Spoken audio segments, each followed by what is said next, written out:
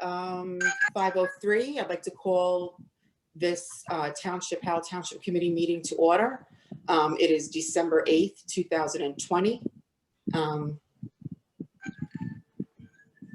Bang, bang. Let the minutes reflect that adequate notice of the holding of this regular meeting of the Howell Township Council was provided for in the following manner: by the posting of a copy of said notice upon the bulletin board in the Township Municipal Building on January 8th, 2020, by the emailing of a copy of said notice to the Asbury Park Press, Tri-Town News, and Star Ledger for information and publication on January 8th, 2020, by the filing of a copy of said form of notice in the Township Clerk's office on January 8th, 2020. The public will be allowed to attend and allowed to participate pursuant to the Open Public Meetings Law and the Emergency Remote Meeting Protocol for local public bodies. The public is reminded that civility and decorum will be maintained during the meeting. Any contracts awarded at this meeting or between now and the next meeting will be required to comply with the requirements of Public Law 1975, Chapter 127, NJAC 17:27. Please take note that this meeting is being recorded for possible future broadcast on Howell Television. Roll call, Mr. Bonovich, Present. Ms. Richmond, Mr. Russo, Here. Deputy Mayor O'Donnell, Here. Mayor Berger. Present. And Ms. Richmond is here. Yes, I'm here. Sorry. Thank you. Thank you. At this time, I'd like to stand and say the Pledge of Allegiance. I pledge allegiance to the flag of the United States of America and to the republic for which it stands, one nation, under God, indivisible, with liberty and justice for all. If we could also take a moment of silence for the first responders and so many people who are getting ill and passing from COVID-19.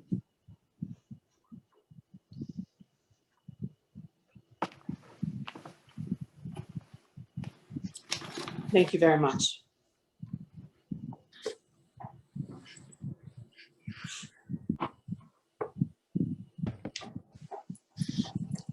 May I have a motion to approve the minutes from November 10th, 2020? I'll make a motion to accept the minutes of November 10th, 2020. Second. Roll call, Mr. Bonovich, Yes. Ms. Richmond, Yes. Mr. Russo, Yes. Deputy Mayor O'Donnell, Yes. Mayor Berger. Yes. At this point, I would like to just come up with a few things. We received so many emails from, people in the town who own businesses or friends who own businesses. I mean, enormous amounts of emails asking if we can move forward and continue with the extending the premises and not having to pay the permit fees. And I think when we first proposed it, I believe Bond had said it should go out through 2021. At this point, I would hope that the council would like to move forward and give an additional time frame. I mean, I would say throughout the end of 2021, or if you want to be more,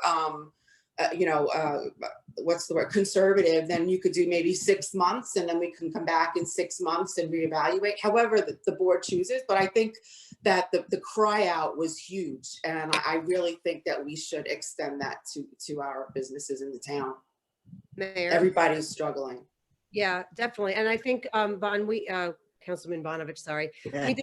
We did discuss that. And I think you did bring it up about extending it, but I did talk to Brian a little bit, and just a suggestion would be just wait, maybe in September, revisit it again before the winter, because things have changed. But I concur. I think we need to help our small businesses, and I think it's a great idea. Okay. Yeah, I agree. We all agree. I think what came about is we don't know how the winter, what's going to happen with, these tents with fire and snow, and regulations change. So I think Matt Howard originally said to September, but I think we all agree we would like to keep it longer than September. Is that correct? Yes. And also, I concur. I'm sorry, I spoke with the manager today. I think through September of 2021 is a solid date, and it can be re-examined in terms of what we do for heating with the ensuing year and that type of thing. But definitely through September, I think that's. You could do it also maybe through, I'm sorry, Evelyn, you could do it maybe through the budget period, wait to at the end of the budget period. There's a number of different ways for you to for us to do this. So, I look to you, Brian and Joe, to come up with that and come back to us with that. I would appreciate it. I agree, Mayor, and also no fees. We didn't take any fees the first go around. We should. Yes, that's what the request is for. No fees. Yes. Awesome. Gentlemen. That's a given, right? Yeah. There was also some mistakes that went out, that people got summonses that should not have gotten summonses. They didn't get the any warning letter before the summons. So that was another issue that I heard about like a lot. I'll let Brian handle that one. Yeah, Brian, you want to explain that? Yes, apparently there was an issue with the mail. Code enforcement had sent out notices probably about 3 to 4 weeks ago, reminding residents to remove their basketball hoops from the roadways, as we do every year. The letters were mailed several weeks ago. Nobody knows what happened to them. They were either significantly delayed or in a lot of cases never even received by the residents. However, the mail did seem to work properly when they mailed out the summonses when people didn't respond. So code enforcement, I met with Matt and Howard today. They went out and hand delivered letters to each resident that was affected, basically saying, there was a mistake, with the mail. All the summonses that were issued, they are going to go to the court and ask that they all be voided. But they still ask for everyone's cooperation, within the next few weeks. It does have an impact on the leaf pickup and also, God forbid, any snowfall that we may have for plowing issues. But if any residents did get a summons and they have a question or concern, they didn't receive notice, they should contact Matt Howard to discuss that. So. Thank you. The other thing that I wanted to talk about was the inclusion of the ordinance for the light, the SED light zone. Then we pulled the ordinance for the light zone. Is that how we do business? I mean, I'm not, if we presented an ordinance, why would we present it? And that we've done this a couple times throughout this year. I mean, I think it's maybe a lack of planning, or I'm not quite sure what the issue is, but it's a number of times that we put out the ordinance and then you pull the ordinance.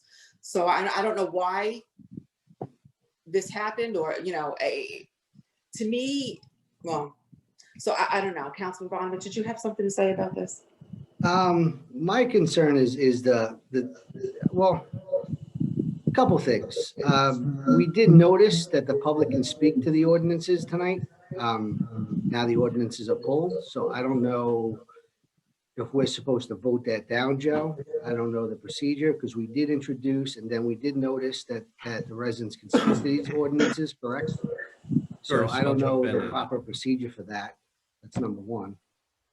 Go ahead, I'll turn my volume down. Okay, so this is a land use ordinance, right? It goes to the planning board for review. Under municipal land use law, the planning board does a review, which they did Thursday of last week. Our agendas are finalized on Friday. As part of their review, they're supposed to send us a report noting the inconsistencies, if they find any, with an ordinance, with our master plan. Now, this is the first time it's ever happened. So they did find some inconsistencies. The report we got doesn't list them. They're supposed to do that, and we're going to get a resolution from them doing that. Now, the reason they're supposed to do that is so that the governing body, U5, can decide whether you want to pass the ordinance with the inconsistencies in it, whether or not you want to amend it and then go through the procedure for passing that ordinance as amended, or whether or not you want to pull it. So without the planning board input, we can't possibly vote on it at this time, so. Well, you know, And we pull ordinances all the time. we introduced it at the last meeting and I asked, why was this introduced? And Deputy Mayor O'Donnell, you said that the planning board asked us to take this up and we were to vote on it because it was the planning board's wishes. I happened to attend and I watched the planning board meeting this week. And that same question was asked, why now? And the planning board said it's the councils wanted to take up the ordinance. So Evelyn, you're on both boards. You can't have it, you can't say it's the planning board wanted. Now the planning board saying it's council's job. I mean, we got to get it straight here, guys. Well, if I could, the protocol is, first of all, this was memorialized by planning board January of this year. So this pony's already out of the barn. However, it came back through as correspondence. When something is introduced with the planning board, then the natural procession is to go to council. Because I'm on the planning board, it's my responsibility to make sure that this information keeps, it takes its natural course. So by introducing, it's supposed to be that time in which it's vetted. When planning board heard it and we discussed it, several recommendations and comments, at that point, those recommendations and comments should be part of the report that comes from the planning board that comes to the council so that we can look at everything in its totality and make a decision. So that's just the process, planning board to council. Why it didn't come to council in February of last year, I really don't know, other than shortly thereafter or in that time period, we had COVID. I don't know if that was the reason. Unfortunately, it did not. So the important thing is that we vetted. So the planning board, it failed, correct? It did not pass, Joe, correct? It was memorialized the first time and it did not pass last Thursday. So it's that in itself is a quandary. Right. Oh, come on, Evelyn, you do that all the time.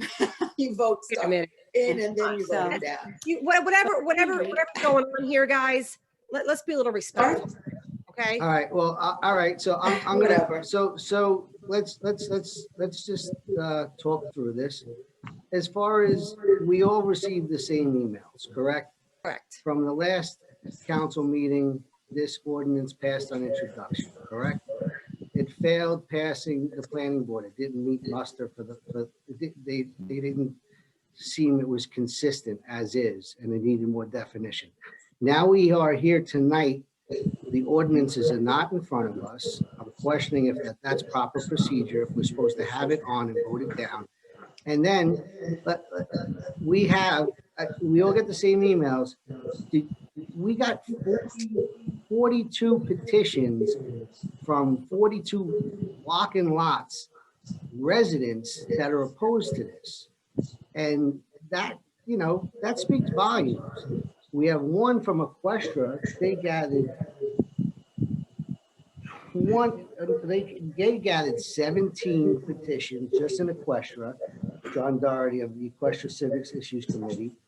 That speaks to me. We have another from Sheila Hatami. She was on the planning board meeting. She owns, her family owns 5 blocks and lots, and it's farmland.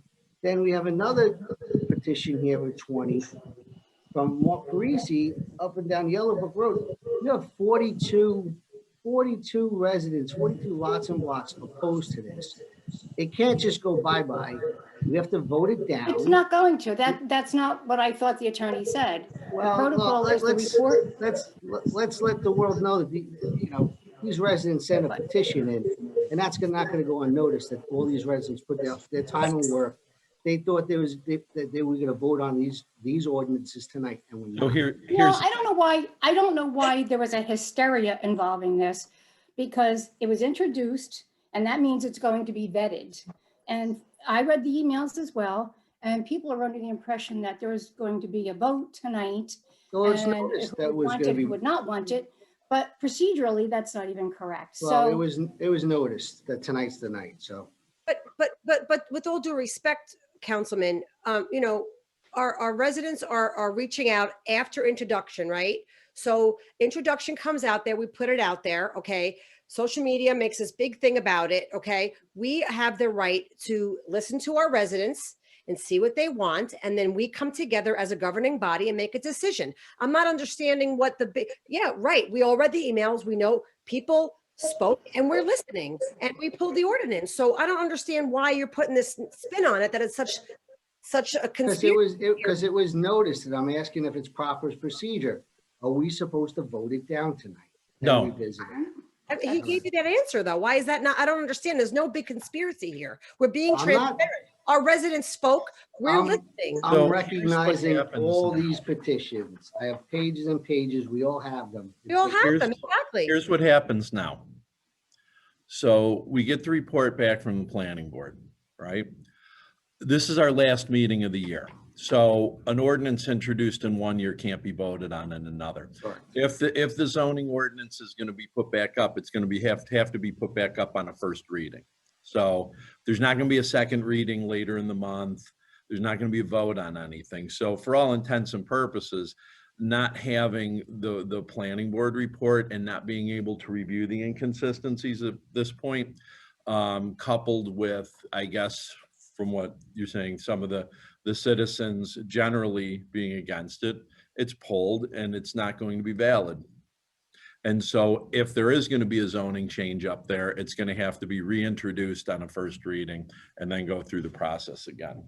After the All right. report comes in, correct? That, it's the same process again.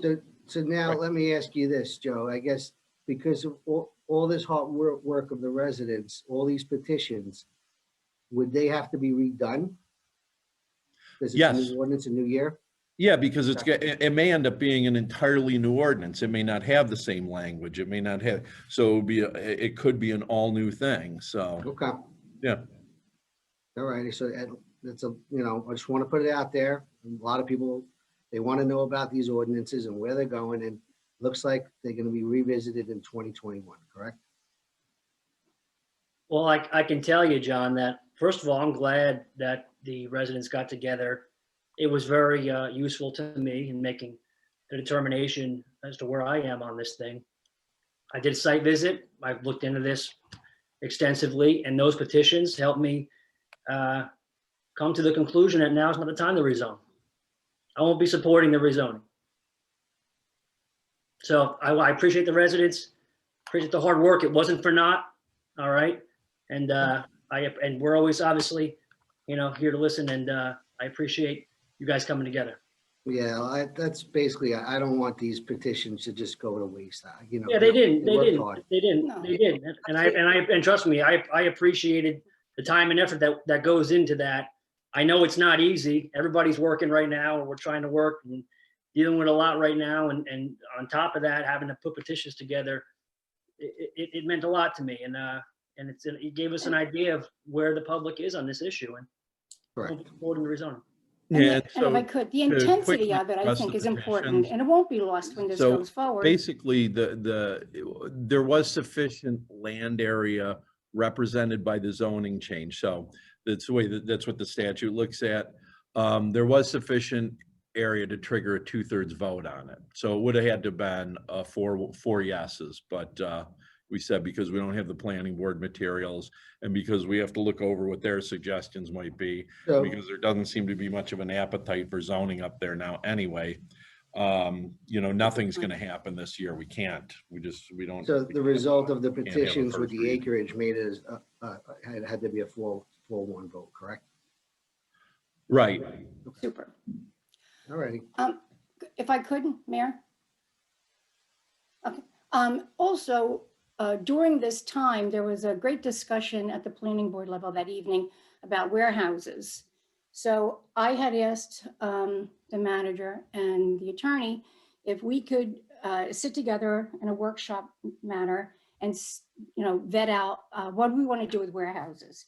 Do we want them? Do we not want them? And if we do, where? So it's not that there's a hurry on it, but I think that's a huge component as we move forward. And even master plan, when they get together, from January on, it's going to be a huge component. So I'm hopeful that the council, I think we can get together if we don't take action And if not, maybe we can do a subcommittee, but if we could just vet out what we want to do with warehousing, because I think that will lay groundwork and foundation as to where we want things to be, you know, in the future, what's the best places for things. And again, I always say that if we give places for things to be, then zoning board doesn't get an application. And if it meets the criteria that satisfies, you know, what they're looking at, then something may go somewhere where the council would have said, gee, wish we had done something differently.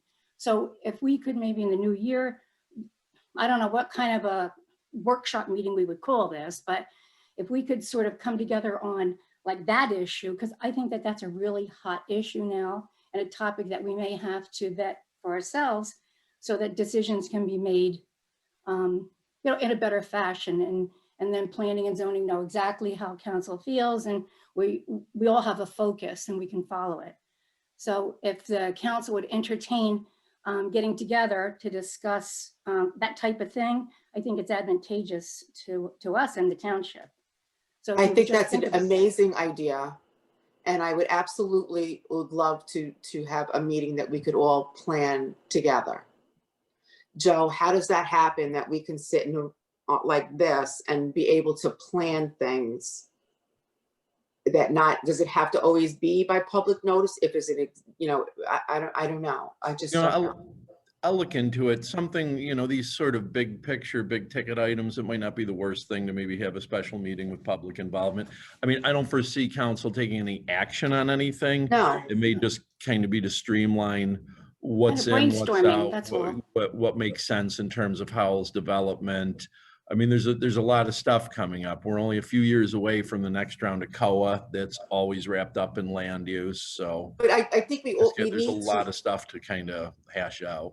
but I think what would be beneficial for everybody is to see where all of the projects that have been approved are. I mean, because, you know, they get approved, but I don't remember where they were approved, the exact street that it was approved on. So I like mean, an overlay. yeah, just to see where everything is before we go ahead, because maybe there's one area where you want to put warehouses and not in that other area. So maybe if we could see what's already out there existing, where the businesses are, that might be beneficial in this working meeting. I would call it a working meeting. Is that possible, Mr. Clark? Mr. Geegan? Okay. Yes, that is definitely possible. And I would most likely include Matt Howard as our land use officer, Yeah, absolutely. who would provide some expertise in that area. Seems like we're all in agreement, but before we move along, Joe, is there any way, last year, the master plan subcommittee, there was no one appointed by the chair. They didn't meet. I know it's a COVID year. What can we do about that? Because that came up a lot in the planning board meeting, that there has been no master plan subcommittee meetings at all in 2020. Is there anything we could do about that? Maybe promote I'll the take a Zoom look meeting into at that. least, right? I mean, were they not aware they could do that? And well, maybe in the beginning it was awkward, but I think now Zoom is so accepted and frequent that at least they could be brainstorming. And I will say that I've had master plan ask me several times if they would have a budget, because, you know, they want to get a planner in and that type of thing. So another question, Mr. Clark, master plan, if they brought in a planner for a meeting, you know, for a specific issue, not every meeting, obviously, would that come from a master plan budget or could that come out of planning board budget? Planning board budget. Yeah. Planning board budget. So that may be a possibility, because I know that that was a concern last year for them, Councilman Bonovich, that, you know, along with, and I'm surmising COVID, but I would think that that affected that as well. But maybe that's a concern too, but certainly they can operate under a Zoom meetings. It just came up so many times in the past planning board I agree. meeting. You know, so yeah, and that's it's embarrassing. Well, maybe this year we'll have members volunteer maybe having another slant on it, that maybe they see that we're looking at it harder. Maybe that would be encouraging. I don't know, but I think it's time that, it's solid and it's moving. Need a lot of moving parts to make the town work in a positive manner. But thanks, I appreciate everybody saying that they would do a workshop meeting, because I think it would be helpful to flush out and vet things all at the same time. And then, this would be recorded, right? That's If what our people want to job see it. should be. This is what our job should be. This is what we should be doing as a council, is Well, trying to look forward year one, year two. You can't look out more than 3 years, but at least we can try and plan around what's, the changes that are in our economy.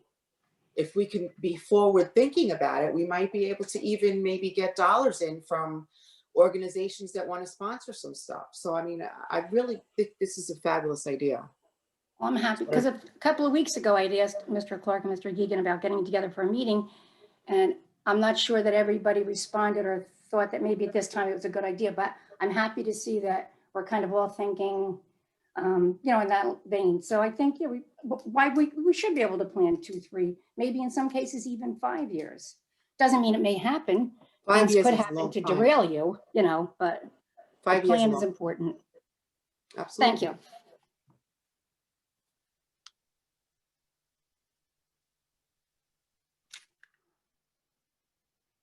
Joe, do you need a vote from us to do that, or no? I don't know. I'm just asking. No, we'll circulate something and, we'll see, take a look at the schedule for next year and try and slot in a meeting or 2 or 3, however it seems to work out for something like this. And, we'll do it with the public notice, that kind of thing. Okay.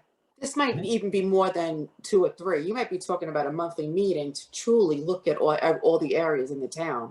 Not a bad thing. No. As long as we keep us rural, I'm in. The warehouse term is scaring me, so.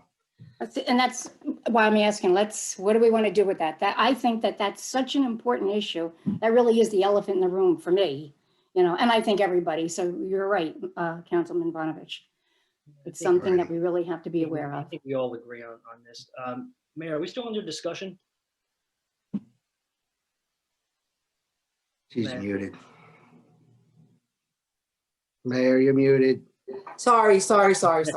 Yeah. So let me please, if you just allow me, Deputy Mayor, do you have anything? But just the one thing that's, I've been somewhat of a nag, I think, to the manager and the attorney in the past probably year and a half about trying to get someone in here and let's talk about some solar or some energy savings.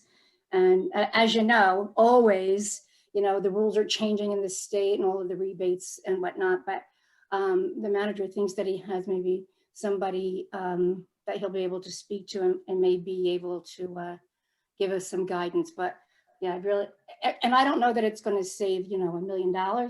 Maybe it's a $20 bill we save.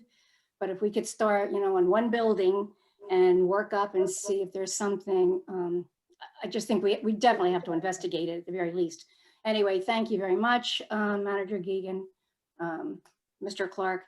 I have been a pain, I know, and nagging about this, but I just can't help but think that, we might be able to save some cash. So let's try. So thank you.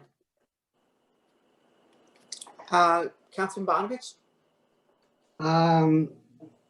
I guess I'm looking at the agenda here and a couple things need 4 votes. I just wanted to discuss them. Maybe Lou could help out a little bit too. Which one is the 4? 20 and 21. Oh, no. Yeah, 19. 2020 current fund budget appropriations.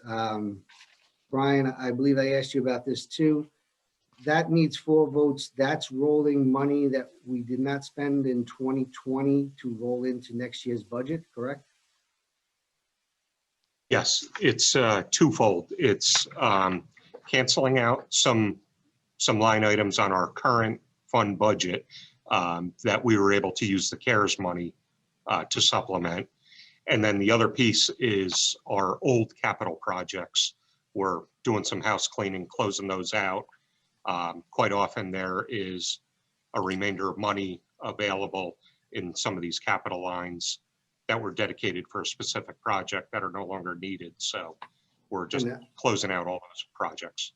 And it's 500,000 in CARES and another set, it's about $1.2 million that we could roll into 2020, 2021, Yes. I mean.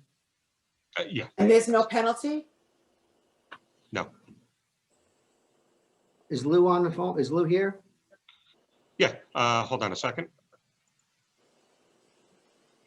Lou is dialed in now, and Lou, you're muted.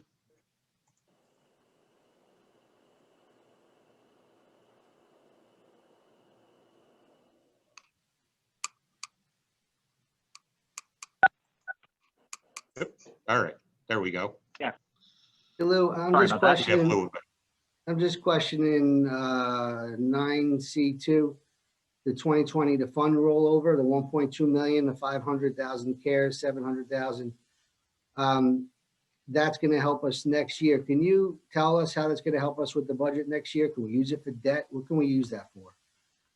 Can we use it for anything? So yeah, so this what would be canceled would go into fund balance at the end of this fiscal year.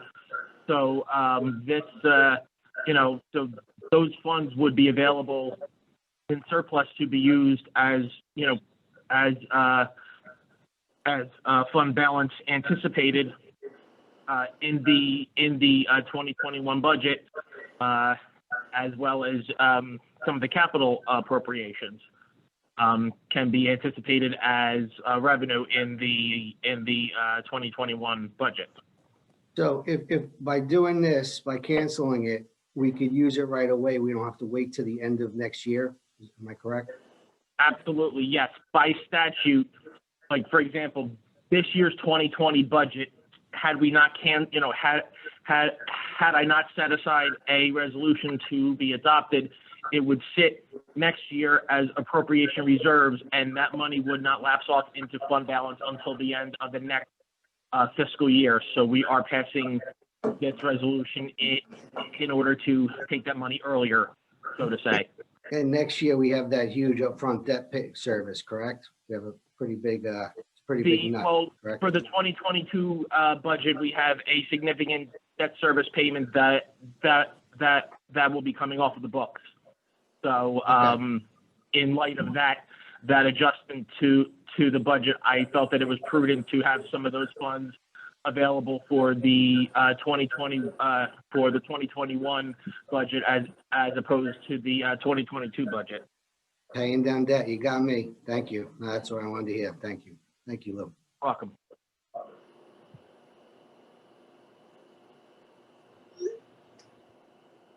I'm good with that. That was my big thing tonight. Councilman Russo? Thank you, Mayor. I just wanted to, it's so hard to recognize, citizens and our employees who do a good job in this crazy time. Usually we have proclamations and formal, ceremony, but Officer Nick Volpe, everybody knows it made national news, I think, going into a burning vehicle, pulling out who I believe is a resident. This is, I believe, a week before Thanksgiving. Thank you, Officer Volpe. That was awesome. Really appreciate it. And when we get back to normal, we'll honor you. I'm sure Mayor Berger and the council will honor you with a proclamation. The waiver of permit fees. I just want to remind whoever's watching, the resident, that we did not collect permit fees for any outdoor dining, any outdoor business use. We will not. I'm sure I can speak for the council that we will not be accepting or demanding permit fees for outdoor business use. Also, get your applications in for the 2021 boards and committees. I believe Friday is the 11th. deadline. Am I right in that, Brian? Yes. Friday's the deadline. Make sure you get your applications. It's all via internet now. So that's all, Mayor. Thank you. Thank you. Councilwoman Richmond? Thank you. Councilman Russo stole all my thunder, so thank you for that. Keep it short. I'm good, thank you. Thank you. I mean,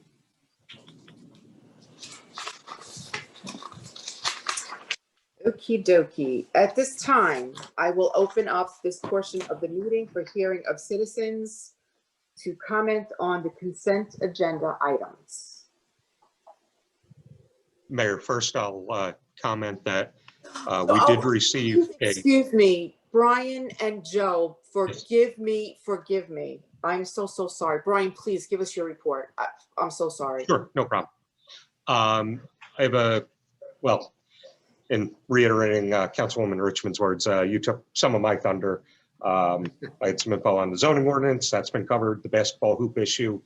And as far as selecting a date for outdoor dining, we'll put that resolution through for 9/30/21 is the expiration, and we'll reconsider it at that time. Hopefully, we won't need to extend it. Nice. As far as paving projects, Maxim Road is due to be paved this week. Paving is ongoing throughout the Candlewood development as part of the water company's project. As far as our DPW, we had a contractor complete brush grinding in our temporary debris management area at the Harms Pit. That was all the brush that was collected after some of our recent storms. It was officially closed on November 19th. DPW started leaf collection, the first pass on the 9th of November in Zone E, as in Echo. As of today, they're in Zone A, as in Alpha. It'll leave Zone B, C, and D for first pass completion. DPW director reports to me that they're about a week behind last year at this point. But last year, they said the first pass was very light, so they got through it quickly as compared to this year. Our buildings and grounds department has been working on a few projects. They are working on the preparation of the pad that's being poured at the senior center for the outdoor patio. And that slab should be poured hopefully this week, depending on the weather. HVAC upgrades at the library have been completed. And also they are working on finishing, we are providing some office space to the police department to work out of here at the municipal building. In working with the chief, we're assigning, well, he's assigning his traffic safety unit as well as the school resource officers to work out of this location with schools being downstairs and the traffic bureau interacting with our engineering department so frequently made the most sense. So that is almost complete. And that's all I have. Excellent, thank you. And again, I apologize. Joe, No do problem. you have anything? Nothing to report from me, Mayor. Okay, thank you. And again, I apologize. At this point, I will open up for public comments on consent agenda. Okay, the first item, we had received a number of emails to the public comment, probably about 12 to 15 of them. They were all identical emails, basically asking for the council to support the restaurant owners.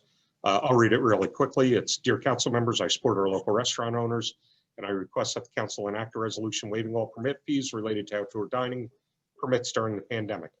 I believe our community is better when we work together to support our business community. Thank you. Again, we had about 12 to 15 residents all emailed the same thing. In speaking to each of you collectively, everybody's on board with this, so I don't foresee any issue with that.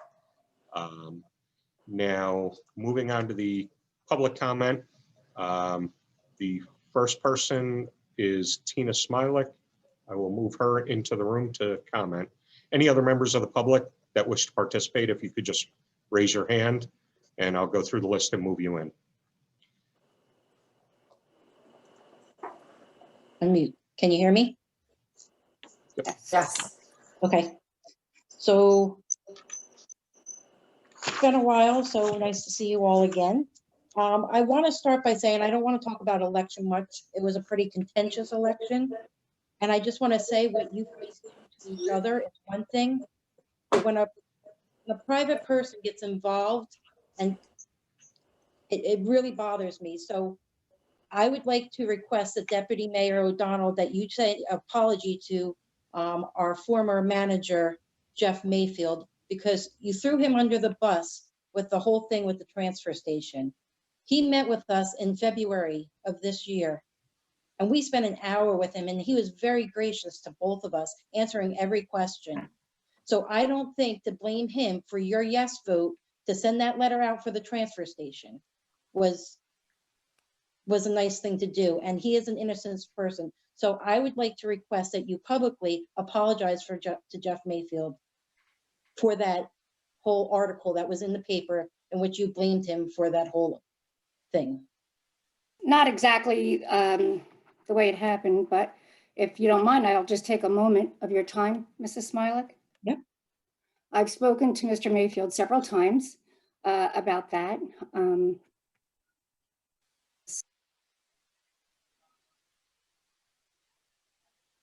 You're muted. I said, You were muted.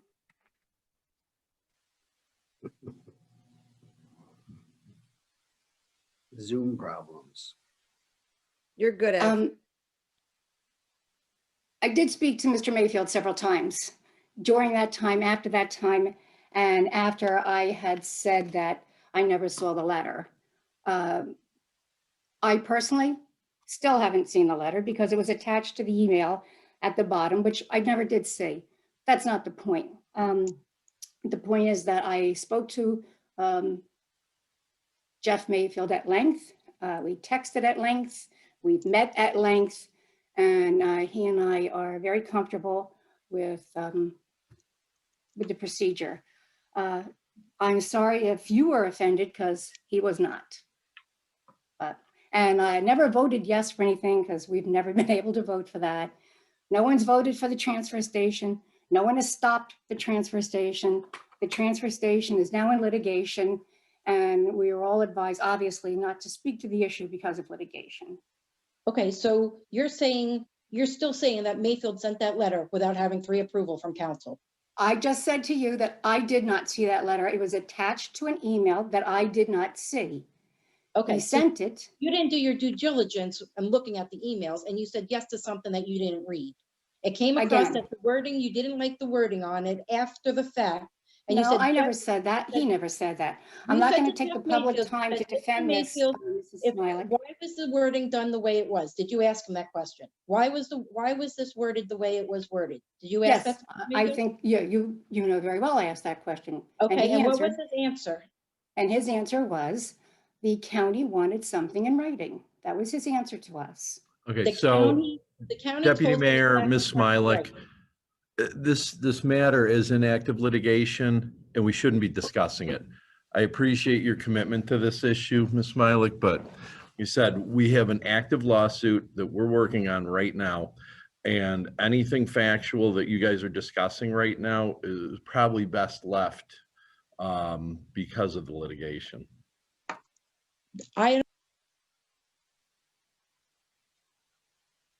I just think that it was horrible. Mr. Mayfield got dragged into it when it was not his fault. Mr. Mayfield did an excellent job as manager, and he did an excellent job on our Howell Township Police Force. And I thank him for his service on both of those, because he doesn't deserve the treatment that he got. Okay, I think he was an excellent manager as well. So next thing, the master plan subcommittee that we were talking about, I thought you might find this interesting. In 2018, there was 10 meetings scheduled. Only 2 meetings were held in 2018. In 2019, there was 11 meetings scheduled. 5 meetings that the secretary knew about were held. The other 6 weren't. She wasn't sure about the 5 though, because she said that the master plan subcommittee didn't tell her every time they canceled. So maybe 5 times. And then in 2020, they scheduled 10 meetings. They canceled 9 of them. And the next one is supposed to be on December 10th. And I was told that would be canceled too. So this isn't just a COVID issue. This is an issue going back for at least the last 3 years that I know of. There is a problem. can anybody explain to me what the master plan subcommittee actually does? Do they find things that areas that need to be looked at, or do people bring them items and say, this is what we're looking at? I don't understand the point of the master plan subcommittee.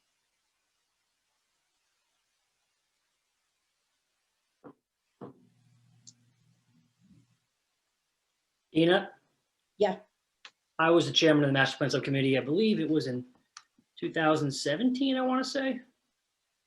yeah, I think you're right. It was something around there. I know it was a 3-person committee. We met, I think we met a lot more than, you said we had 11 meetings. I think we held almost all of them. I don't know what a 2017 was. I had 2018, 19, and 20. So if you were in 2017, I don't have the numbers. I forget which year it was, but we had a really, I'm very proud of the committee when I was on it. It was we worked on the parks. We had an element of the parks. It was very comprehensive. It's actually on the website right now. It was a work in progress over I believe 2 years.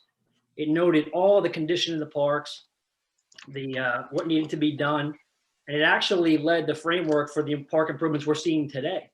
So I gotta say, I'm very proud of the subcommittee, master plan subcommittee when I was on it. I Now, believe. did somebody give you that information to look into that part of the master plan, or was that part of the master plan? Did you guys go and say, hey, our parks are looking, we need to start investing time in it.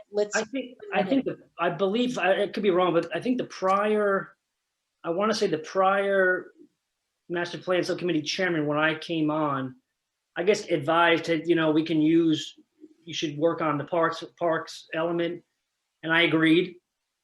And I believe it was already in the works when I was on it. And yeah, we got a lot of good work done. Well, we need to get back on there where we're having meetings and maybe there's not proper direction going for the master plan subcommittee. I'm not sure, but somebody needs to have better direction. Master plan is so important in our town. We're talking about warehouses, we're talking about distribution, we're talking about fulfillment centers. It's time for us, to put a focus on this. My other issue with master plan is it's open to the public, but I've always been told that we're not allowed to ask questions at the master plan meeting. Are we allowed to ask questions at master plan meetings if we go, or? So I can answer this one, Tina. So when I was on, I forget who was it told me that they said it's not open to the public. However, I opened it to the public. I had anybody who wanted to come.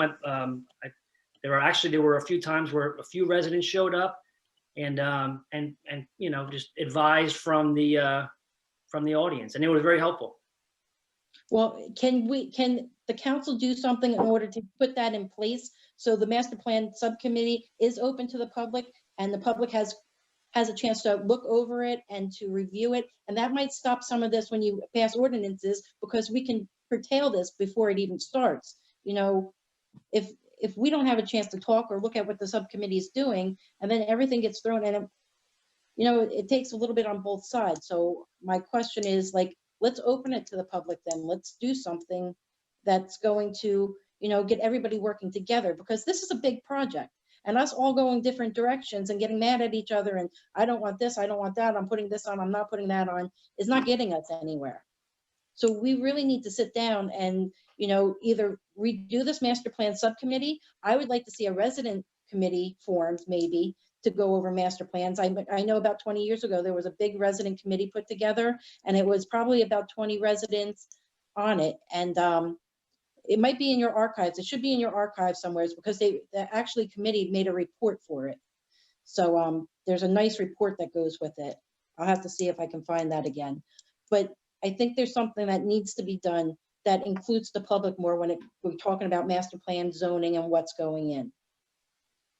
So if I may ask the council that you discuss the master plan subcommittee, what direction it's to go in and how to move forward with it, because right now it looks broken from what I'm looking at.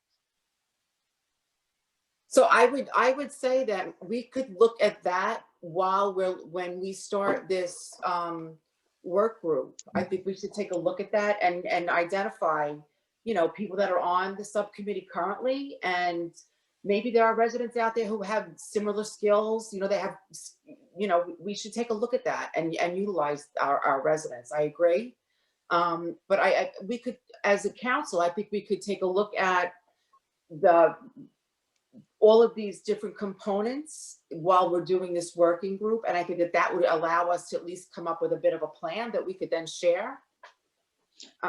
Just Okay, yeah, thinking and out then loud. also, I don't know if you know, Mayor, but also there is a part in our ordinance that allows you to appoint residents to form a committee outside of the planning board. It's a mayoral appointment. And maybe just some residents, some regular residents, because honestly, right now, I look at the planning board and all I see is people that belong to certain political parties. I don't see very many, they're residents, but everybody, there seem to be a lot of opinionated people on there. And I know I'm an opinionated person, so you don't have to put me on, but if you wanted me to. But I just think maybe something that has residents, that has no affiliation with the parties, that wants to go in and actually cares about this town. You know, get somebody from Equestria to go in on there, get somebody from each part of town, maybe bring people. I agree. It should be from each of the different sections of town. I think that would be a fabulous idea. This way, everybody has skin in the game. It's Yeah, not so- just, you know, a group of people in one area that's fighting for it. Everybody should look at the whole plan and see it. I agree with you. I think that's a fabulous idea.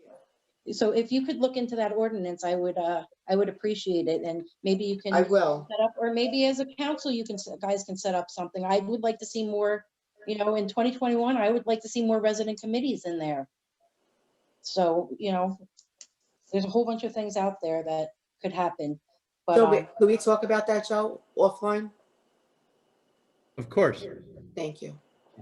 And at the planning board meetings, they said there's no public comment when they introduce their resolutions. Can we get I mean, I think a resolution should at least have public comment on it for them. Why don't they allow public comment on their resolutions? I would have to speak to the planning board attorney about that, Tina, Okay. find out. I just think it would be beneficial if the public had a chance to talk not only to the council, but to our planning board members. You know, if we have something to say, they should all work together. I'm very proud of the planning board for standing up. Our professionals seemed a little out of it this time on this subject. And it also seems like our professionals lead our planning board to a certain direction. They should be telling everybody, you know, their full options of what they can do. 5 minutes. I'm sorry. I have a question though. I have a question. Why is the planning board the only board that has legal counsel? It is not. The zoning board has an attorney as well. And they also have the professionals sitting there as well? Yes, they do. Mayor, can I continue, please? I know it's Yes. 5 minutes, but I haven't. Go been- ahead. Okay, any update on Freewood Acre hookup and fees? I'll make it fast so I don't. Is there any updates on that, Freewood Acres? I know they're rising, the costs are rising for the permit fees. Does Freewood Acres all have all the information they need? When's the last time a notice went out to them? I would have to check with our engineering department to find out the exact date, but it has been discussed. We've had a large number of people applying for assistance through our affordable housing money. And we have not sent out must connect letters yet. You know, it's obviously a rough time, so we've been trying to hold off on that, but we're probably going to have to do that shortly. Can we go back to MRSA and ask for an extension due to COVID for hookup fees? That they give us some kind of extra time? Because we couldn't send out those letters? And before That's a the- great idea. Of course it did. We could certainly ask again. We have done so 2 different occasions, and they have not been cooperative. So Yeah. maybe that's a good thing to get out. We'll get that out to residents, and maybe we can get a email for the MRSA where we can send emails to them and, you know, get some residents involved in, like, you know, everybody did for this planning. So is there a possibility to get an email that we can, anybody who's interested can write? Sure, we could do that. As you're aware, all the member towns voted on it, and Yes. naturally the Howell representatives were very supportive and advocating for an extension of time. It was the other member towns that were not. But But we I'll just find out the changed email membership and all addresses and that, and publish it. so, yeah, let's just get everybody involved.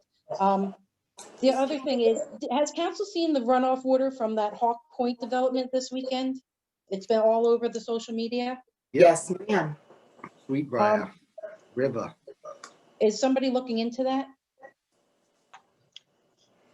Yes, Justin Yost has been out there. He's met with the homeowners. He's met with the developer. They are working on a solution. I've been told it's probably not going to be a fast solution, but it is in the works already. And when was the last time there was a stormwater management update in the town? Like, do we do that? Because it seems like we're having, you know, with all these developments and everything going in, it's happened with the West Farms, it's happened in other places. What's our drainage like in here? Is our infrastructure able to handle what we're planning to put in? That would be an engineering question, whether that could be accommodated. I wouldn't be able to answer that. Is Justin on the line? No, I don't have him coming to the meeting yet. I can if you'd like. It would be helpful for him to answer the question as it was, you know, while he's here. Sure. So can we have a follow-up with that? I mean, I'm interested in also knowing the stormwater management drainage, because there was a huge, that was a river by that. It was terrible. Okay. I'll get an update for you. Thank you. Okay, and where do we stand on the Optimum contract? There's been no progress with that since the last report. In fact, Okay, I just before- reached out to the government affairs rep this past week regarding complaints to see what they've done to improve issues, and she's given me no update. Okay, will residents know before a contract is signed? Can I ask that residents are made aware before this contract is signed, that, or at least Yes. have it brought to council or something? Yes. Okay. So, Deputy Mayor, I would recommend that we also add the stormwater management drainage problem to this committee. I agree. I agree. Any concerns? Absolutely. Well, as they're coming up, I'm just Yeah. throwing them in. This way Put it on the list. they're in the minutes. They're in the minutes, and this way we remember it. Also, back Okay. to MRSA. Remember MRSA said no, that they wouldn't, you know, have a time of a relief period. And then I asked to send the letter, you know, complaining even more that in speciality with the Freewood Acres project, that it was a very tough time. And, you know, they were, we waived our fees and that type thing.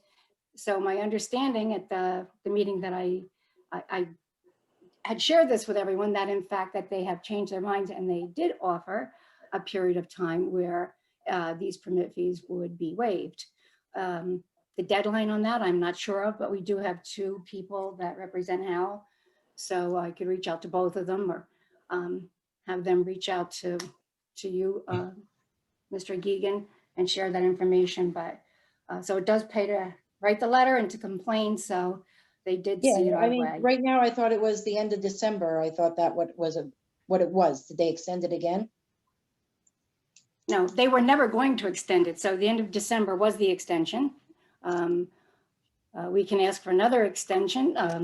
We can always ask, and I'm happy that we did write the letter because it would have never been extended. So If it wasn't for I this will ask COVID, the town would have had out these letters and, you know, more people would have been hooked up already. But because of COVID, the town didn't want to put the burden on the residents. So, you know, it's kind of like a catch-22 here. We're all suffering from COVID, so I know it's a big expense, so it would just be nice if, you know, it's good trying, and maybe if we get some residents behind it to write letters, maybe it'll help. So R20-398, what is this a developers agreement for?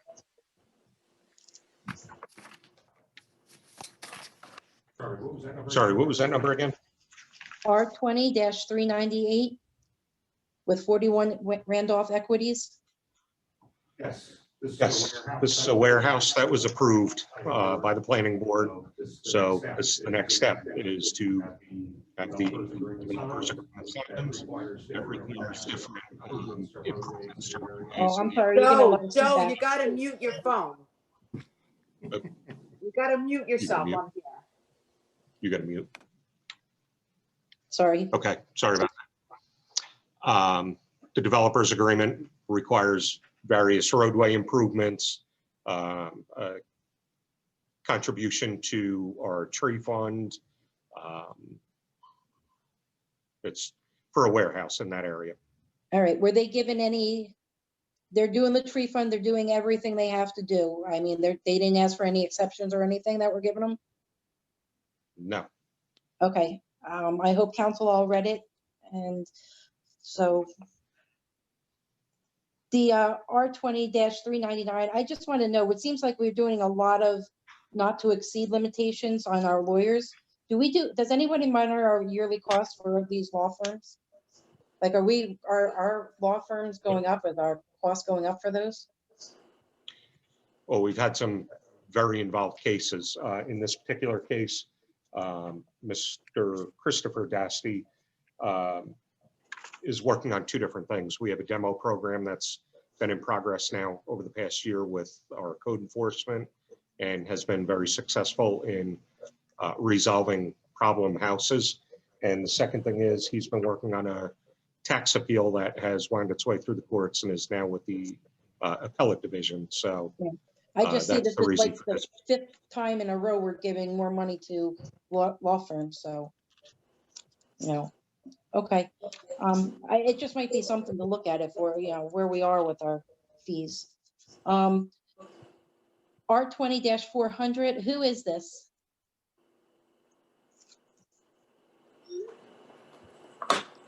Who are we? CB. This is CGP&H, which oversees our affordable housing program. Okay, that's just an organization that we pay? It's not, Yes. okay. Yeah, that's Isn't who that we part of our manage requirement? our, Isn't that part of our requirement for the settlement? yes. Okay, R20-407, never mind, I don't need that. The cancellation of the current fund budget and appropriations at 9C2. Was there any capital done this year for next year? There was no capital for 2020 done. So we have no road work for next year, we have nothing for next year that's gonna come in, so next year's. If we We've don't not approve gone, that- we've not done the capital 2021 is budget. 2021 is an entirely separate. I'm sorry, 2021 is an entirely separate budget. I'm already working on it as we speak, and I'm hoping to have the capital resolved really very quickly early in the year. And as soon as the governing body approves the plan that we put forward, that work will begin at that time. but the capital that we do this year actually is what gets done the following year, correct? No. No, okay, so no capital this year. What- And we're working What you on, may be confusing is quite often there's a delay in approving the capital budget. So, for example, last year in 2019, the capital budget was approved so late in the year, a lot of that work could not get done until 2020 in the beginning of the year. So okay. it's So we skipped timing when it 2020 and gets now we're approved. going to 2021. Correct. Okay. I think that's all I have for this one. Thank you. Thank you, Tina. Thank you.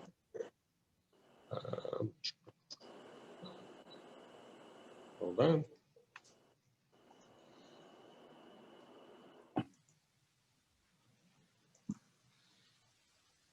Okay, next I have Miss Joan Osborne coming into the room. Mayor, just so you know, we do have quite a few people with their hands raised, so Okay, we have a long list of people to get through. tell me, how many people do we have? One more. 4 currently, Okay, 4 more. after Joan. Okay. Joan, you're muted still. Okay, hi, Joan Osborne, 28, actually, I'm not gonna give my address. I had a couple of quick things, and then I wanted to speak as the Environmental Commission had submitted their annual report. I had a question about Resolution 204.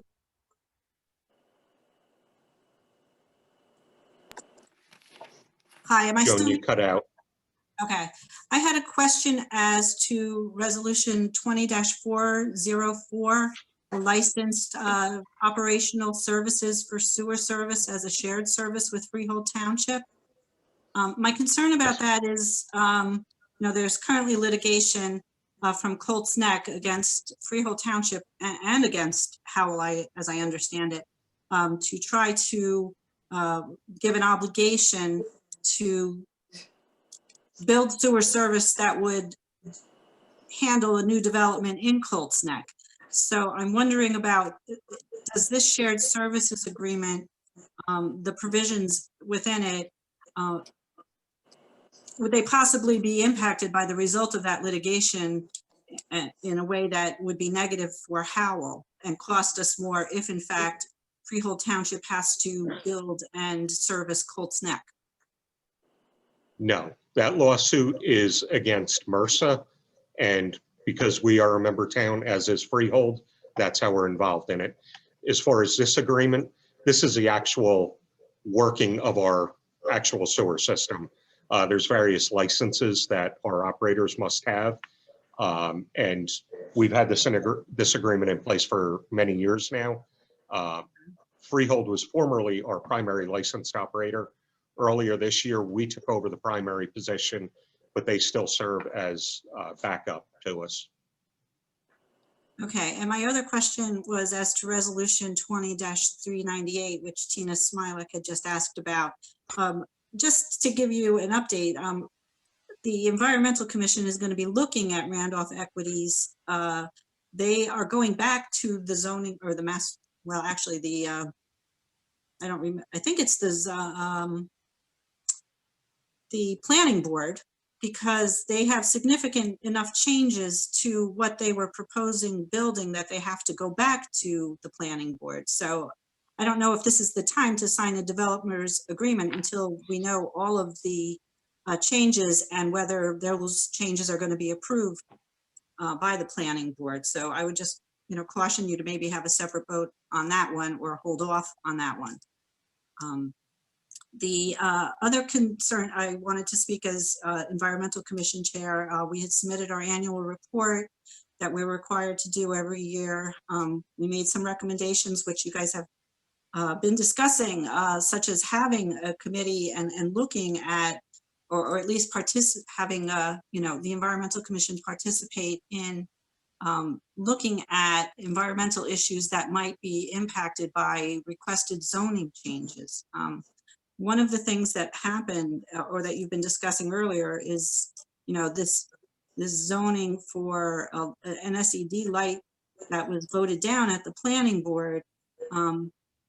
Deputy Mayor indicated that that had already been passed in February, but what had been passed in February by the planning board was a laundry list of zoning changes. It wasn't a vote on any specific single change. It was probably, I believe, 12 to 13 and maybe as many as 18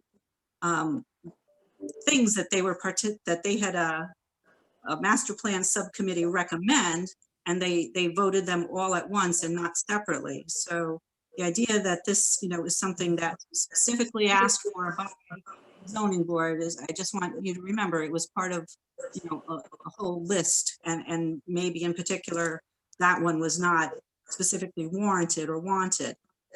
My concern with how it went down tonight is that as Mr. or Councilman Bonovich had indicated, that this was already voted on once by council. And then as Councilwoman Richmond indicated, we decided to pull it. And to me, that kind of brings up open public meeting concerns when someone says, before the meeting has started, we made a decision about something. So let me jump in right there, Joan. It was my decision. Thank you, Joe.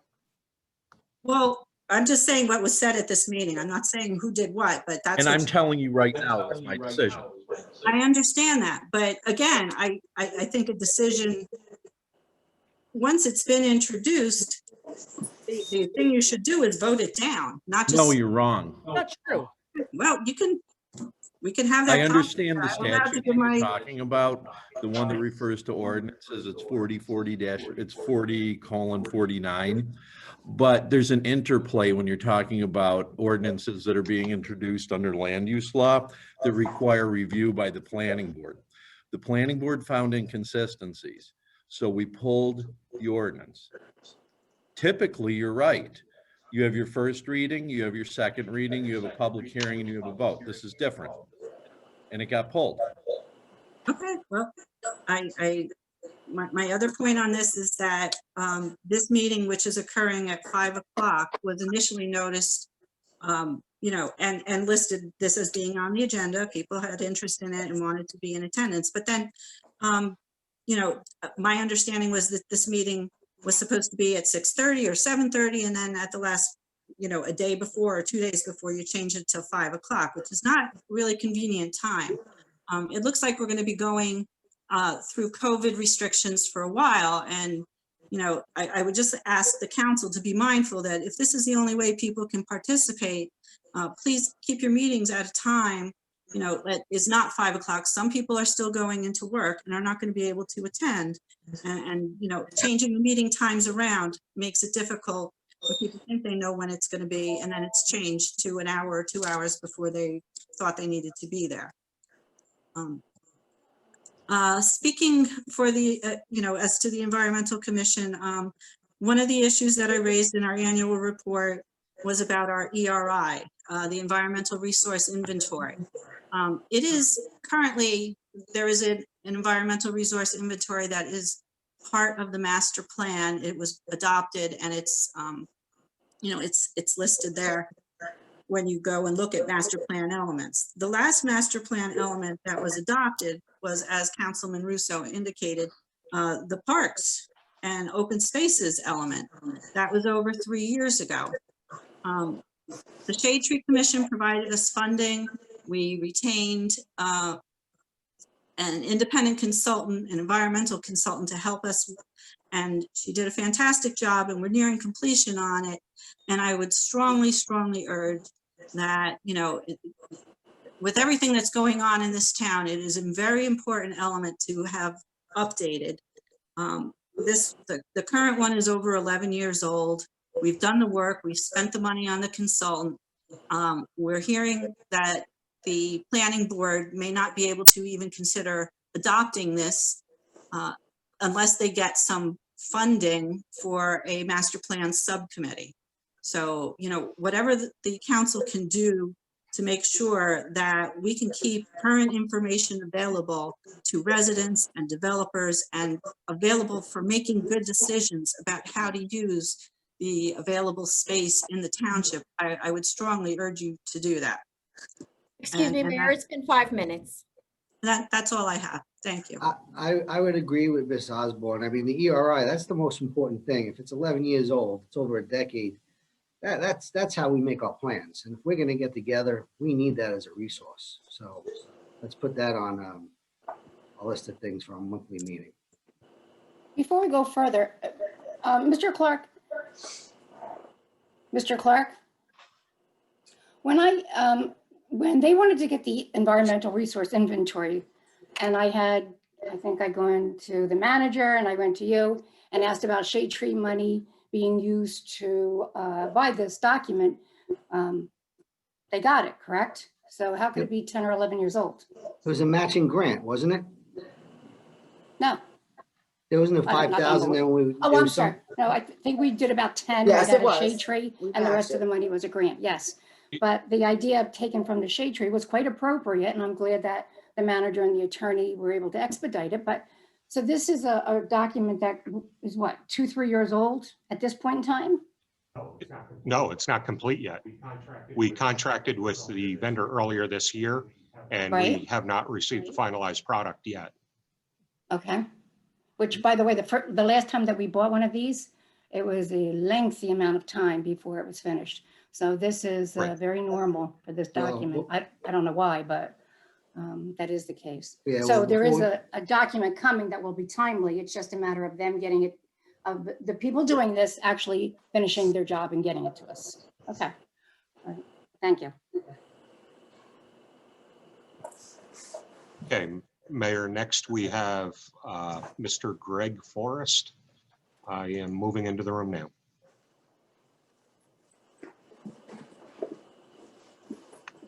Here I am. Okay, you're on, Mr. Forrest. How's everybody doing? Excellent, thank you. How are you? Good, good. I live over on 161 Yellowbrook, and I had a couple questions about the rezoning.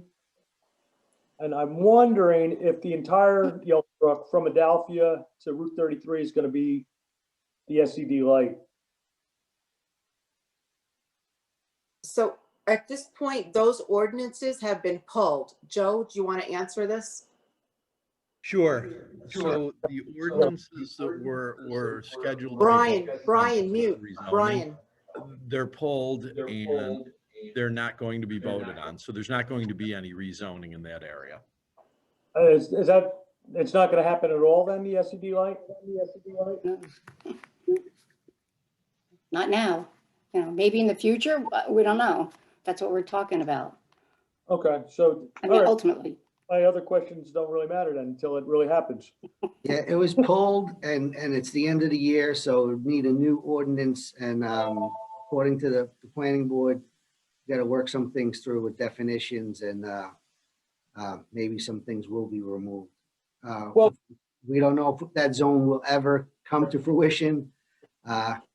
We can't answer that, but my gut is no. All right, well, for consideration, what the problem I'm having is, I've been in this location 22 years. I have a use variance for our property because I run a business out of it. But I have a residential property that's close to Yellowbrook. It's about 10 feet from the road. And now with the L&L paving improvement, traffic starting at 4:30 in the morning. And then we have a much heavier truck volume. And I really wanted, if they do anything, I really want to get this property rezoned, then the rest of the property could as a commercial office. Because of the proximity to the road. That's why I was a little concerned with it. Proximity to what? I'm sorry. So I mean, that we're residents, the roadway, because I'm actually the closest property to Yellowbrook Road. The house was built in the 1800s and it's only about 12 feet from the roadway. And that's why I was just trying, because I'm about to go for another variance, but I just wondered if they're going to change the zoning instead of wasting all the money to go for another variance, wait for the rezoning. I understand your concern, yeah. Okay. There's a lot of non-conforming there, you're right. But All right, so I guess it's a little premature. I'll just wait to see what happens. Okay. Next, Mayor, I have a Miss Sheila Hatami.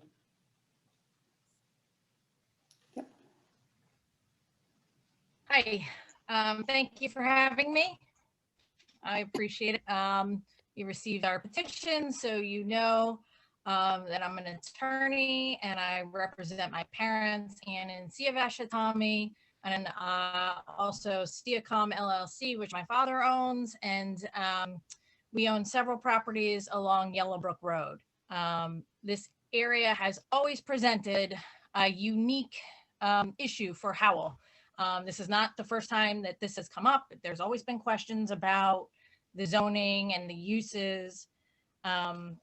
In 1974, my father came here and to the road and he bought a 2-acre parcel of property, built his house, had his landscaping business. You know, there are a lot of people along the road who have their houses and their small businesses. And as Mr. Forrest was saying, he's on the other end of the road and he has his business. And he has some concerns about the infrastructure that's there. I think the idea to workshop this is fantastic. If we can get public participation, if we can get the owners in to participate about how this particular area should be developed, I think that would be the best way to go about this. I spoke with a lot of people. I think there is a way to grow the area that's responsive to everybody's concerns. And I'd like to see, I mean, I feel like the way it was approached, we really need more definition, more specificity. We really need to look at the way that the area is presently used, mixed uses, the multi-tenants, the sizes of the buildings that are there, the infrastructure that is there, and really come up with a comprehensive plan that's going to take us into the future, bearing in mind areas of growth, you know, flex space, trade contractors, mixed uses, multi-tenant buildings, the COVID crisis and how that's going to affect our growth in the future. Absolutely. So I really appreciate that. And I definitely want us to be part of the process. As I said, I spoke to a lot of residents and I'll keep doing that as long as I'm aware that there are these discussions going on, because it is important to come up with a plan. So if I may, so I'm going to say the discussions will begin. They have not started. They begin in 2021, but I've been hearing a lot from people. I'm very interested in knowing and understanding a committee where I can get someone for every one of our districts in there. So I want to work with Joe on that. I think that would be a really amazing project. So I would like to do that. And so just remember, if you want to submit, you know, name, you know, to just email to me or, and once we start to have this discussion, I absolutely would love to include you or someone of in your area. We got to pull somebody in that area who's able to understand what we need to do. And it can't be personal. It's about the town. So Right. Decisions that we make have to benefit the whole, not just the one. And so I agree with you, and I want to do that. Really want to do that. And so I after listening from so many people this evening and reading so many of the emails, I'm committed to begin this. I want to call it a committee. So I'm committed to do that. So because I personally want to make sure that the growth that we have is the right growth. So thank you for joining us this evening. And I also wanted to ask, has Howell ever explored the possibility, now that the railroad tracks are defunct? Many years ago, they were still active and there was an issue with trying to create a right of way there because they were still active. But has Howell ever looked at creating a right of way into the SED zone that would run down the railroad tracks and out to some of the commercial zones along Fairfield Road or Howell Road? And is that something worth exploring? Because that also might affect the attractiveness of the particular industrial uses in the SED zone there. Sure.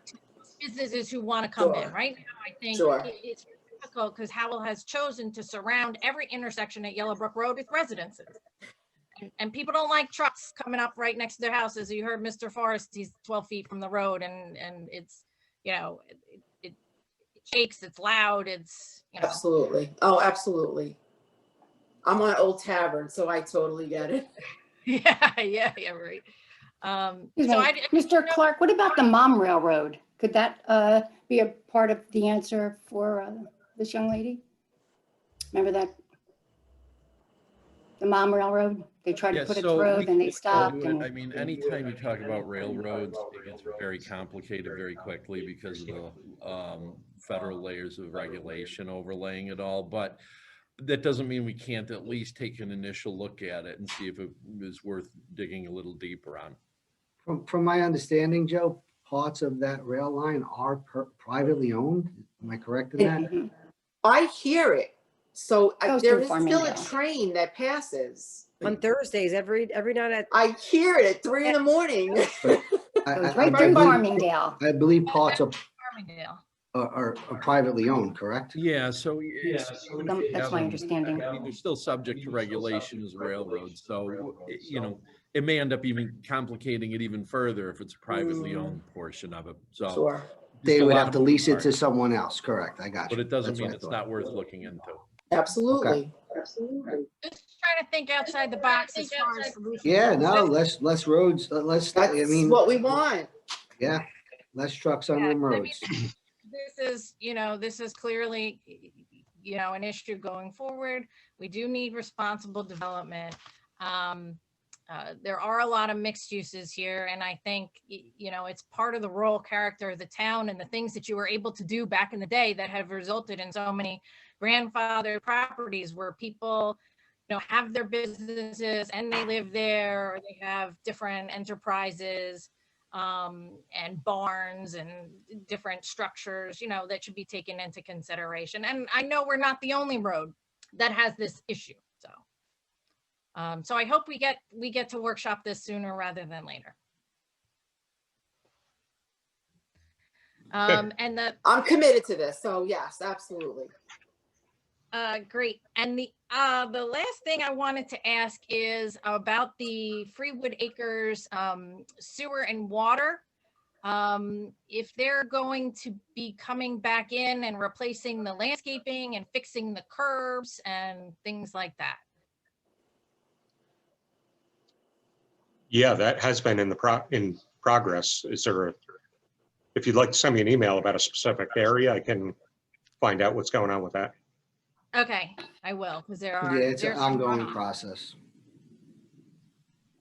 And then the final thing is, I don't know if this is, and this is back to Yellowbrook Road, but down by the railroad tracks, there are some stormwater runoff issues and flooding that has been Yes. for as long as I've been there. So, Forever. because when I was a kid, I'd run my bike through the puddles. But is there any plan to address that in some fashion?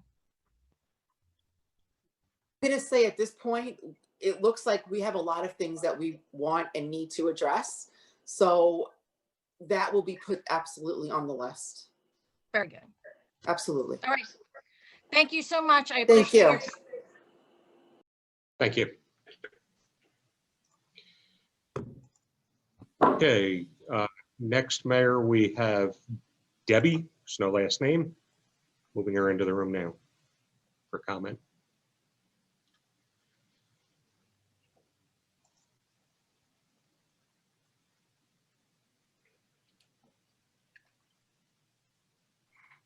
Debbie, you're muted. I was muted. I was laughing at myself, but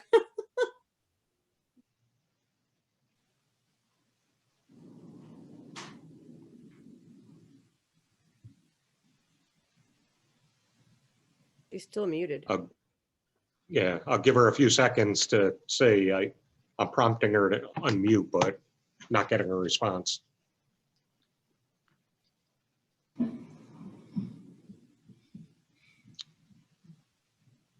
Okay, I'll move on to the next person on the list. we put her back maybe to the end, just to come back. Maybe there was an So- issue getting on. All right, next is Mark Parisi.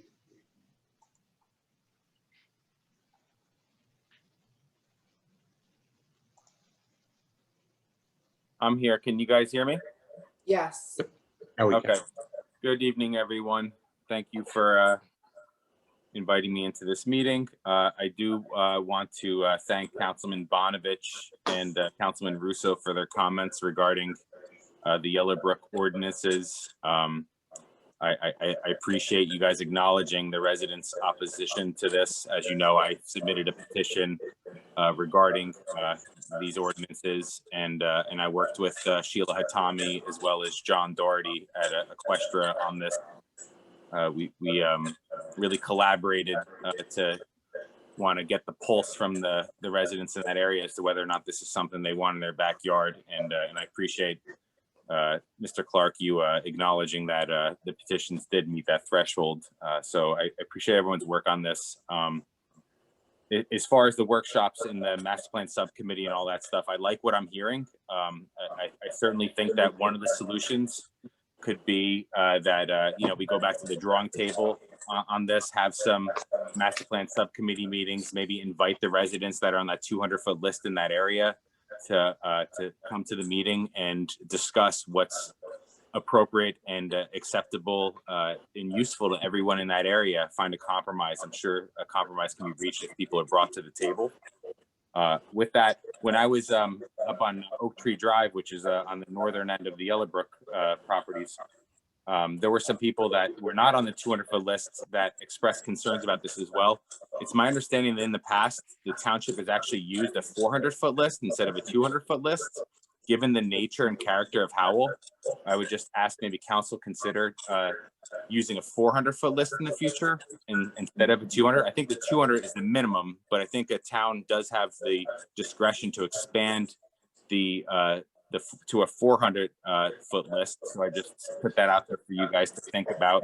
I need to understand what that whole thing is, Mark. So I'll look at it once I understand exactly what it is that you're talking about. Okay. I'm sorry. I wanted to. I mean, we could talk about this offline because I'm probably maybe the only one that didn't understand. So, but we and I could talk about that offline on another time. But you please continue. Okay, thank you. Sure. I wanted to circle back to something we talked about several months ago about the Turpac properties, how they had bought some additional properties, and then there was concern about them possibly developing those properties. And Mr. Clark had mentioned that they were going to talk with the developer and see if they could reopen that agreement to put language in there that they would not develop those properties. I didn't know, we haven't heard anything since then. I was wondering if Mr. Clark could just discuss that if they were successful in doing that. I will circle up with our affordable housing attorney on that. I haven't heard anything. I think a lot of it has to do with sort of the, you know, the attenuated kind of circumstances we're in with COVID, but I will find out from him and we will see. Okay, thank you. And just one last thing, circling back to the franchise renewal agreement with Optimum. I actually have a copy of the existing franchise agreement that was executed in December of 2009. It was a 10-year agreement, so technically this expired pretty much a year ago this week. And in that agreement, it talked about how there was a franchise fee in that, and I'll read it. It says, Cablevision shall pay to the township as an annual franchise fee a sum equal to 2% of the actual gross revenues received from all recurring charges in the nature of subscription fees paid by subscribers for its cable television reception services in the township. So I understand that to mean that Optimum or Altice is paying Howell Township 2% of its gross revenues. I'm assuming that's per year. Brian, is that the case? About. And what does that number mean? It's about 300,000, I believe, correct, Brian? Yes, just over. For 2020, it was just over 340,000, up from 2019, which was 311,000. Okay, so we've been receiving that monies every year since we've had this contract? Yes. Okay. So when I was reading through the BPU franchise renewal and reading through the existing contract, which expired a year ago, it said that 3 years before the contract expires, you enter the ascertainment phase, which is when the municipality and the provider, Optimum in this case, would examine past performance necessary to modify the terms and the community's needs. But that needs to be kind of triggered about 3 years before the contract expires, which would have been like in 2006. So, it feels like we've moved beyond the contract. I was just, I fully support the township putting together a citizens advisory committee, which is actually articulated in the BPU franchise renewal documents and having, you know, citizens be a part of this, because they essentially monopolize this service in our town, and there's so many complaints. I think it's really beneficial to involve the community in, you know, having a seat at the table, because we don't have any choice. It's Optimum or that's it, you know? Roku. Yeah. Yeah. So that's really all I have. I know it's been a long public hearing, public comment section right now. And I do appreciate everyone's patience, and I'll let you guys move on to the rest of your agenda, but thank you and good night. Thank you. Good evening. Thank you. Mayor, at this time, I'm not seeing any other members of the public that wish to address the governing body. So, Okay. actually, hold on a second. Barbara has raised her hand, so I'm moving her into the room now. And she's muted.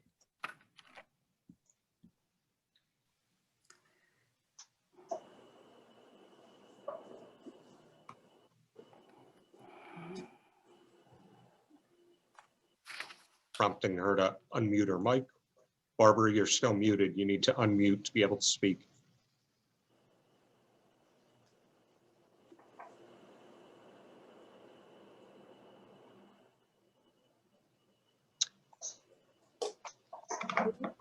Hello? Oh, Am I on now? Hello? yes, Barbara, but whatever you have in the background is causing a bad echo. I'm sorry. Should I turn my phone off? Then I'll lose you.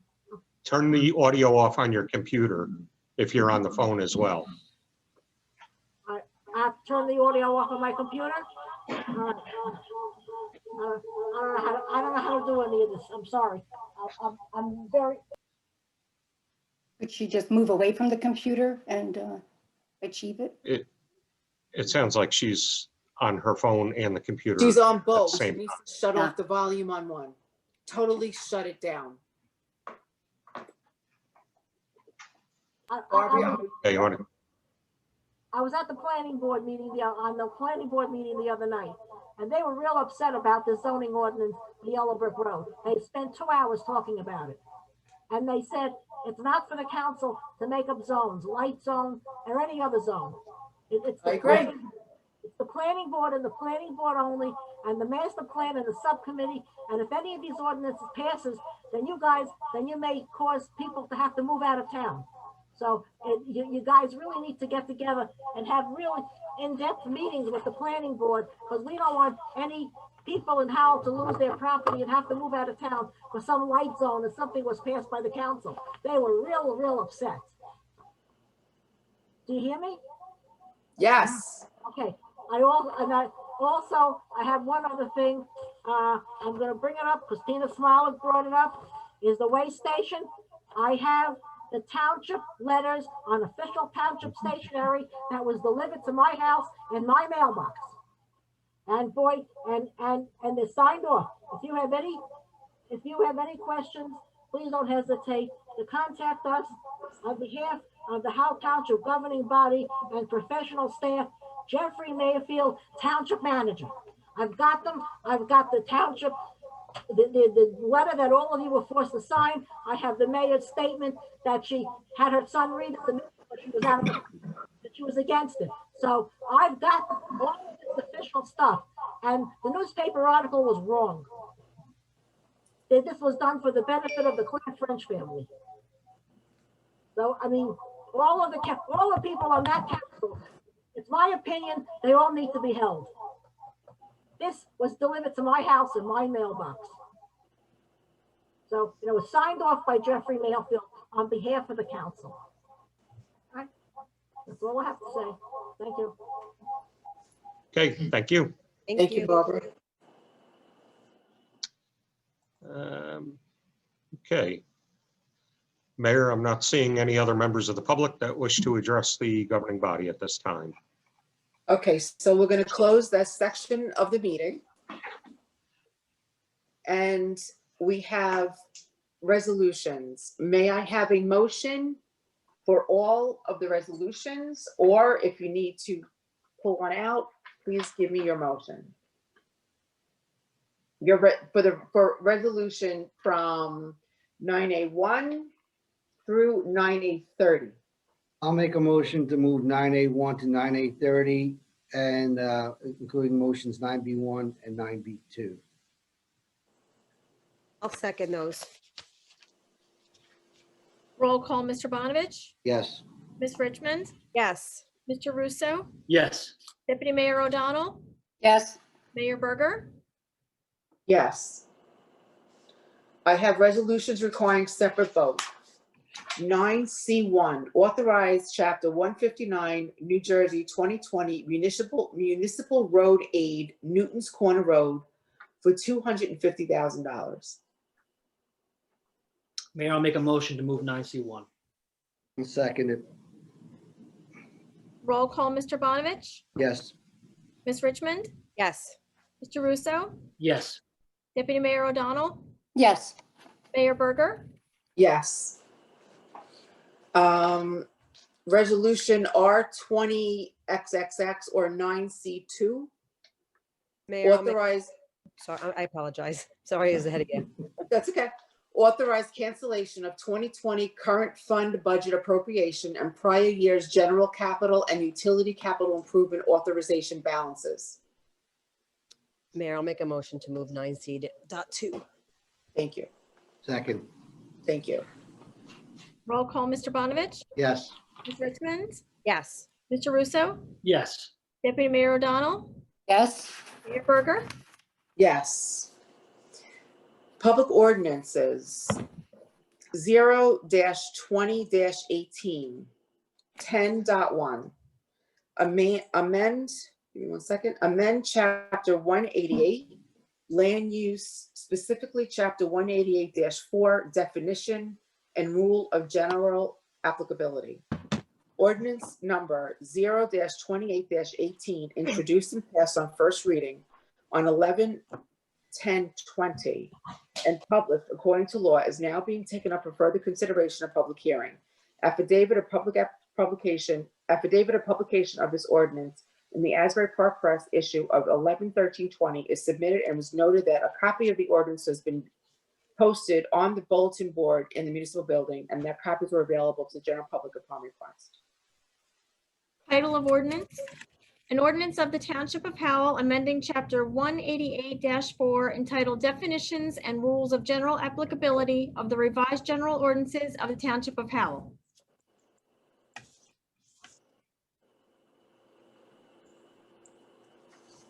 May we open this up for discussion? Mayor, if you wanted to open it for public hearing, Yes. and any members of the public that wish to comment on this ordinance, please raise your hand. Mayor, I'm not seeing anybody that wishes to comment at this time. Okay, so at this point, I close this portion of the meeting. And I will ask for a vote. A motion first? A motion. Oh, yep.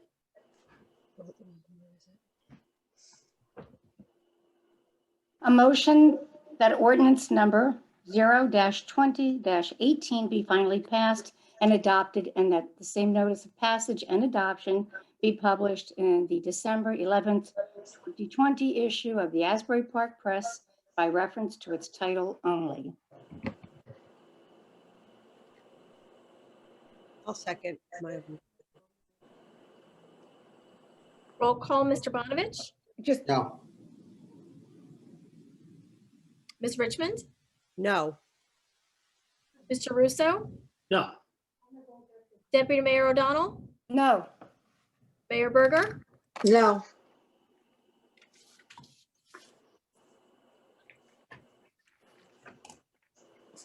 Ordinance 0-20-19, 10.2. Amend chapter 188 land use, specifically chapter 188-77 highway development 1 or HD1. Ordinance number 0-20-19, introduced and passed on first reading, on 11/10/20 and published according to law, is now being taken up for further consideration of public hearing. Affidavit of publication of this ordinance is in the Asbury Park Press issue of 11/13/20 and is submitted and it is noted that a copy of the ordinance has been posted on the bulletin board in the municipal building and that copies were available to the general public upon request. I would like to open this to the public. Mayor, if I may read the title of ordinance into the record, please. Yes, please. An ordinance of the Township of Howell amending Chapter 188-77 entitled Highway Development 1, HD1 of the Revised General Ordinances of the Township of Howell.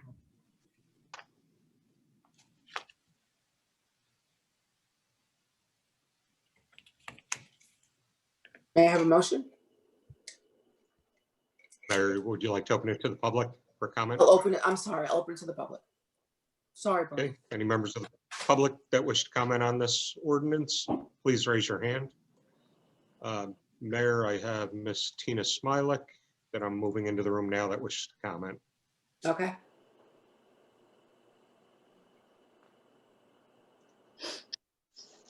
Hi. My question is, what's the difference between a microbrewery and a craft distillery? A brewery would be beer, a distillery is other alcoholic beverages. Okay. So this is going to be Anything any else? kind of alcoholic beverage. Okay. Tina. And then also, Tina, yes, it's me, Tom. You ever go to the one in Asbury Park? Asbury Distillery, it's a small microbrew. I think it's not on off Ocean, but it's, what is it, Cookman Avenue around there? Right behind Taka. Yeah, but yeah, next to Beer Garden. Yep. listen, we live in Howell. I think we could all use some extra alcohol here, so I just wanted to know what the difference was.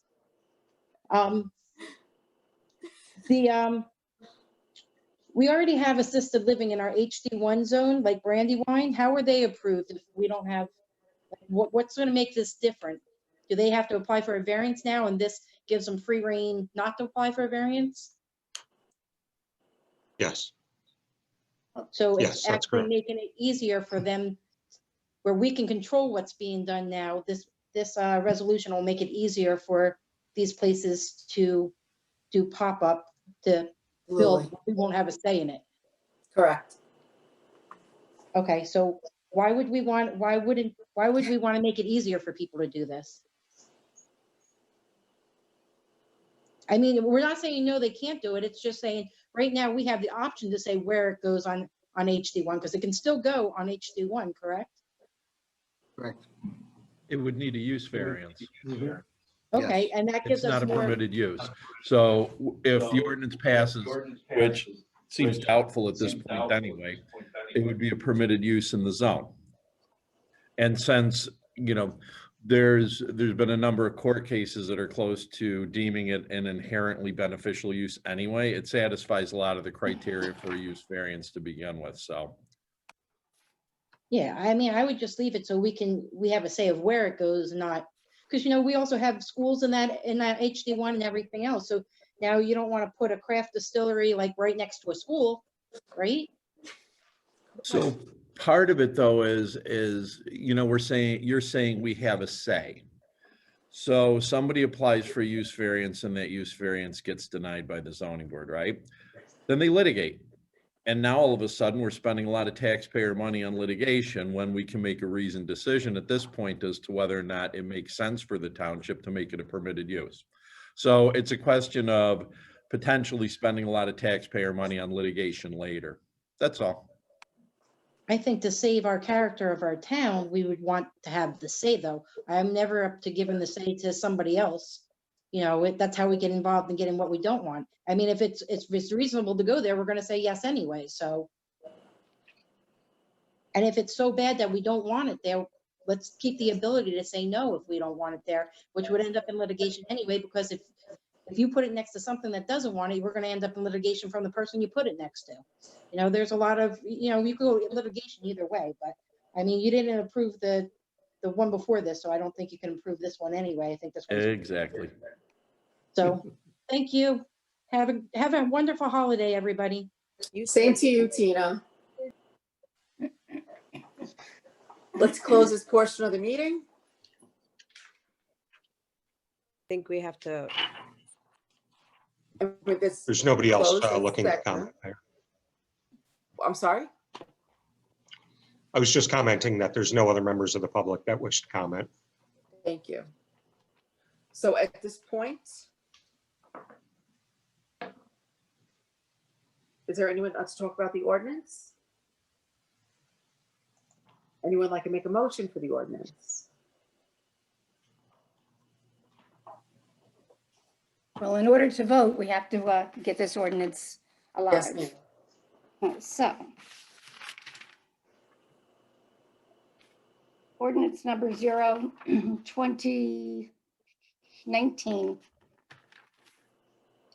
Introduced and passed on I'm sorry, I'm reading the wrong part. Motion that ordinance number 0/2019 be finally passed and adopted, and that notice of its passage and adoption be published in the December 11th, 2020 edition of the Asbury Park Press in reference to its title only.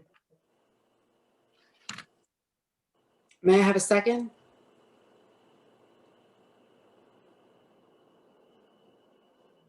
We need a second. Just to vote on it, we need a second. Yes. Yeah. I'll second. Thank you. I was on mute. Roll call, Mr. Bonovich, No, Ms. Richmond, no, Mr. Russo, No, Deputy Mayor O'Donnell, No? Mayor Berger. No. At this time, is there any unfinished business? No, right? Okay, so I have want to none, give a Mayor. bit of information. At this point, the municipal offices will be closed a half a day on Thursday, December 24th. They will be closed Friday, the full day, December 25th, and it'll be a half a day on Thursday, December 21, December 21, and the full day closure on January 1. Our first meeting will be the reorg meeting, which is on January 5th on Tuesday at 6:30 for executive session and regular session at 7:30. But that is apt to be, it's possible to be changed. Correct, Brian? Yes, Mayor. At this point, everybody, I want to say Merry Christmas to everybody. Happy New Year, Happy Hanukkah, Happy Kwanzaa, and everything else. All of them. Happy holidays to everyone. Be safe. Please, everybody, please use your masks. No matter where you go, you really should have your mask on, because even going yesterday to an event that we were all at almost, there was someone there who believes they tested positive. So I think that we need to really keep our masks on. And saying that, I wish you all a very happy and healthy New Year and a healthy and happy holiday season. Merry Christmas. And with that said, I'll make a motion to adjourn the meeting. Awesome. Thank you. May I have a second? I'll second. Awesome. Happy holidays, everybody. Stay safe and God bless. Roll call? It was all a yes, but Mr. Bonovich, yes. Ms. Richmond, Yes. Mr. Russo, Yes. Deputy Mayor O'Donnell, Yes? Mayor Berger. Heck yeah. Have a wonderful end of the year. Merry Christmas, everyone. Merry Christmas. Peace Thank you, out. Allison. Thank you.